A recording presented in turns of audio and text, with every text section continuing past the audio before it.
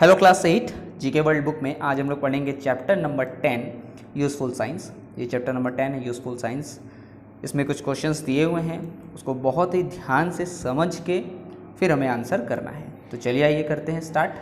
पहला, by what name is acetyl salicylic acid better known. By what name is acetyl salicylic acid better known. Acetyl salicylic acid को और किस नाम से जानते हैं? तो इसको हम नॉर्मल जानते हैं एस्पिरिन के नाम से। किसके नाम से? एस्पिरिन के नाम से जानते हैं एस्टल सैलिसिलिक को। ठीक है, ये है क्या एस्पिरिन? इसको आपने सुना भी होगा। ये जो है दर्द वगैरह में काम आता है, खा लेते हैं लोग। ठीक है, डॉक्टर के कहने पे, अपने से नहीं भाई। डॉक्टर प्रिस्क्राइब करता है, डॉक्टर बताता है, तब हम इसको लेते हैं। हार्ट अटैक को भी रोकने में मदद करता है एस्पिरिन। सेकेंड देखिए, what useful mathematical tool did John Napier device. John Napier ने एक डिवाइस को बनाया था। ठीक है, वो क्या है? पूछ रहा है वॉट यूजफुल मैथमेटिकल टूल। वो जो मैथमेटिकल टूल है, ठीक है, मैथमेटिक्स में काम आता है, तो वो जो मैथमेटिकल टूल है जो कि जॉन नेपियर ने बनाया, उसका क्या नाम है? ठीक है, किस चीज़ में यूज़ करते हैं? वैसे इसका नाम तो है नेपियर बोन। उसका नाम क्या है? Napier bone. और किस चीज़ में काम आता है? यूज़फुल। तो क्या इसका यूज़ है? तो लॉगरिथम में इसका यूज़ होता है। किसमें? लॉगरिथम में इसका यूज़ किया जाता है नेपियर डिवाइस का। दैट मीन्स इसको बोलते हैं नेपियर बोन। आप जो फिगर देख पा रहे हैं, यही इनका ओरिजिनल, ये जो है फिगर जो है ना, ये ओरिजिनल फिगर है जॉन नेपियर डिवाइस, यानी नेपियर साहब का जो नेपियर बोन है, ये जो डिवाइस, इसका ओरिजिनल फिगर है। थर्ड देखिए, we use liquefied petroleum gas. LPG का यूज़ हम करते हैं in our kitchen to cook food. Simple है, खाना पकाने के लिए करते हैं। LPG is odourless. एलपीजी में कोई महक नहीं होती है।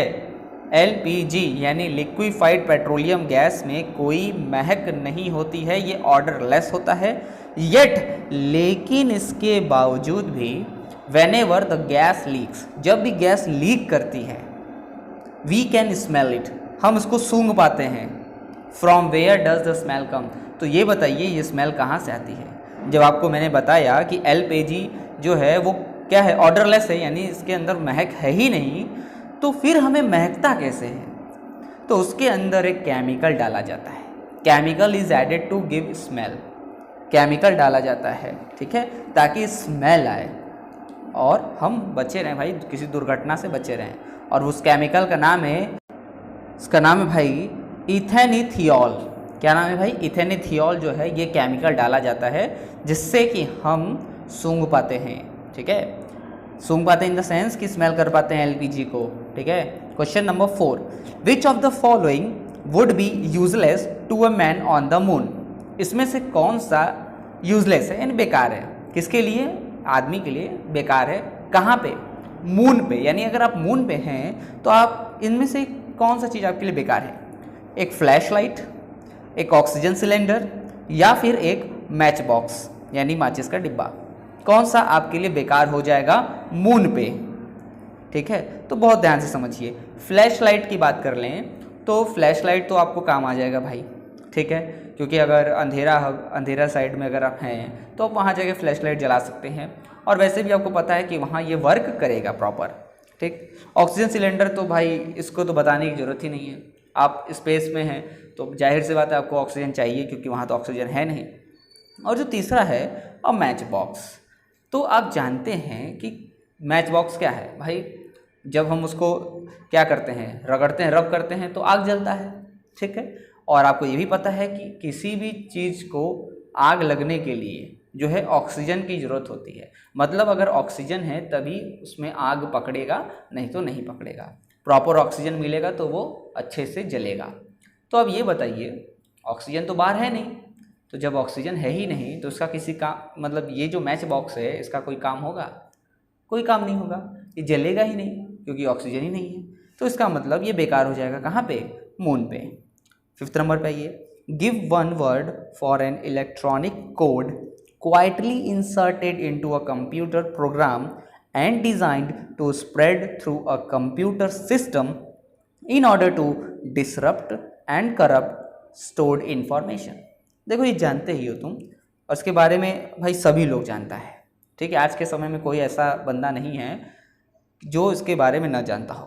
क्या है ये? एक इस तरीके का एक इलेक्ट्रॉनिक कोड होता है जो कि किसी भी कंप्यूटर, मोबाइल, इलेक्ट्रॉनिक गैजेट्स में डाल दिया जाता है ताकि वो मेल फंक्शन करने लगे, वो ख़राब हो जाए, उसका डाटा चुरा सकें, सारी चीज़ें होती हैं, ठीक। तो क्या है वो चीज़? तो उसको हम कहते हैं वायरस, उसको हम कहते हैं वायरस। जैसा कि आप जानते हैं कंप्यूटर वायरस है, मोबाइल वायरस है, इन सब वायरसों से बचाने के लिए भाई हम लोग प्रोटेक्शन का यूज़ करते हैं, ठीक।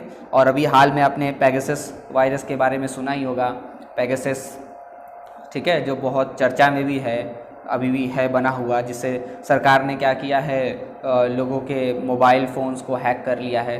तो ये सारी चीज़ें होती हैं। क्वेश्चन नंबर 6 आते हैं, what unit is use to measure the speed of ship. Ship जो है उसकी स्पीड किस में मेज़र करते हैं? बेसिकली हम तो जानते हैं कि बाइक वगैरह है तो इसकी speed kilometre per hour, metre per second, इस सब का यूज़ होता है। लेकिन समुद्र की बात कर लें, ओशन की बात कर लें, तो जो शिप चलती है उसका स्पीड कैसे नापते हैं कि उसका स्पीड का यूनिट क्या है, ठीक है। तो उस स्पीड जो है, मतलब जो शिप का स्पीड है, उसको हम मेज़र करते हैं नॉट में, KNOT, नॉट में मेज़र करते हैं, ठीक। नॉट जो है वो स्पीड बताता है समुद्र के जहाज़ों की। और ये जो टर्म है नॉट, ये बहुत पुराना है, यानी पहले के जो सेलर हुआ करते थे, जो यात्रा किया करते थे, उन्होंने ही ये नॉट शब्द का यूज़ किया था स्पीड के लिए, तब से वो चला आ रहा है। क्लियर है? आगे बढ़ते हैं 7वें नंबर पे। A diamond is made up of carbon. पता है आपको कि डायमंड जो है वो कार्बन से मिलके बना है, ठीक, carbon. Similarly two precious stones are composed of the same substance. कह रहा है कि दो और भी कीमती चीज़ें भी इसी कार्बन से मिलके बनी हुई हैं, सब्सटेंस कोरंडम, ठीक है, सेम सब्सटेंस कोरंडम, मतलब वही सेम फॉर्मूले से बनी है। Can you name them? क्या आप उनके बारे में बता सकते हैं? तो यस, बिल्कुल हम बता सकते हैं। क्या नाम है भाई इसका? इसका नाम है रूबी एंड सैफियर। रूबी एंड सैफियर, आप देख पा रहे हैं रेड कलर की रूबी है, सैफियर जो है वो ब्लू कलर की है, ठीक। तो ये भी क्या है? ये भी कार्बन से ही बने हैं, जैसे कि डायमंड बना है। Question number 8, where would you find radius and ulna in your body. अपने बॉडी में आप रेडियस और उल्ना को कहाँ पाते हैं? आपका जो बॉडी है, शरीर है, आपके बॉडी में रेडियस और उल्ना कहाँ मिलेगा? तो ये मिलता है आपके फोर आर्म पे। कहाँ पे? फोर आर्म पे। आप फिगर देख पा रहे हैं, बोन्स इन योर हैंड, आपके हाथ में जो हड्डियां हैं दिख रही है ना, तो एक है आपका रेडियस और एक है आपका उल्ना। क्लियर हो गया? 9th नंबर पे आते हैं, which gas protects the earth from harmful ultraviolet rays. अच्छा भाई, ये भी जानते ही हैं आप, कह रहे कि कौन सी गैस जो है, कौन सी गैस की लेयर जो है वो हमें प्रोटेक्ट करती है सन की अल्ट्रावायलेट रेज यानी हार्मफुल रेज से। हार्मफुल रेज से हमें प्रोटेक्ट करती है। तो कौन सी लेयर है? तो उस लेयर का नाम है ओजोन लेयर। क्या नाम है भाई? Ozone layer, OZONE, ozone layer, यही हमें बचाता है। आइए 10th नंबर पे, what is the temperature at which Fahrenheit and Celsius scale show the same numeric value. ध्यान से समझो, इसमें बोला सेम न्यूमेरिक वैल्यू। ये मत समझना कि सेम है, मतलब न्यूमेरिकल वैल्यू जो होगी वो सेम होगी। तो किस टेम्परेचर की बात कर रहा है? ठीक है, कितने टेम्परेचर पे फ़ारेनहाइट भी उतना ही होगा और सेल्सियस भी उतना ही होगा, दोनों सेम होना चाहिए, दोनों सेम होगा। किस न्यूमेरिकल वैल्यू बताइए उसका? तो उसका न्यूमेरिकल वैल्यू है 40 डिग्री। ठीक है, बस 40 डिग्री बोलिएगा, ना ही फ़ारेनहाइट ना ही सेल्सियस, क्योंकि भाई फ़ारेनहाइट वो 40 डिग्री सेल्सियस का मतलब हो जाएगा 104 डिग्री फ़ारेनहाइट हो जाएगा, तो गड़बड़ा जाएगा। इसलिए सिर्फ आप बोलेंगे 40 डिग्री, क्योंकि आपसे न्यूमेरिकल वैल्यू पूछा है, इसलिए 40 डिग्री।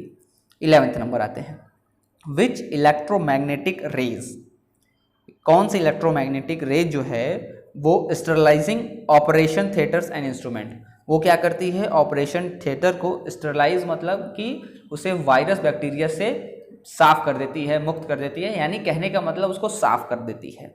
ठीक है, वायरस को, बैक्टीरिया को क्या करती है? मार देती है। जो कि ऑपरेशन थिएटर और उसके इंस्ट्रूमेंट्स पे होते हैं। तो उससे हम क्या करते हैं, उसको क्लीन कर लेते हैं। एक तरीके से समझिए कि साफ करना मतलब क्लीन कर लेना होता है। तो कौन सी इलेक्ट्रोमैग्नेटिक रेज का यूज़ करते हैं जिससे कि हम ऑपरेशन थिएटर्स और उसके इंस्ट्रूमेंट्स को क्या करते हैं, स्टरलाइज करते हैं, मतलब साफ कर लेते हैं, बैक्टीरिया जर्म से फ्री कर देते हैं। तो कौन सी रे है, तो उसका नाम है गामा रेज। कौन सी रे है, गामा रेज। आपके बुक में जो अल्ट्रावायलेट रेज दिया है, ठीक है, वो नहीं होगा। इसका आंसर, करेक्ट आंसर जो होगा वो होगा गामा रेज। ऑप्शन गलत दिया है इसलिए गलत भरा गया है, लेकिन आप जो है सही कर लीजिए और वो है gamma rays, GAMMA gamma RAYS rays, gamma rays. Okay, तो ये रहा आपका चैप्टर नंबर 10 यूजफुल साइंस। आपने बहुत अच्छे से क्वेश्चन को पढ़ा, समझा और आंसर दिया, ठीक है। तो भाई प्रिपेयर हो जाइए टेस्ट के लिए बहुत अच्छे से। अब हम मिलते हैं नेक्स्ट क्लास में। जय हिंद।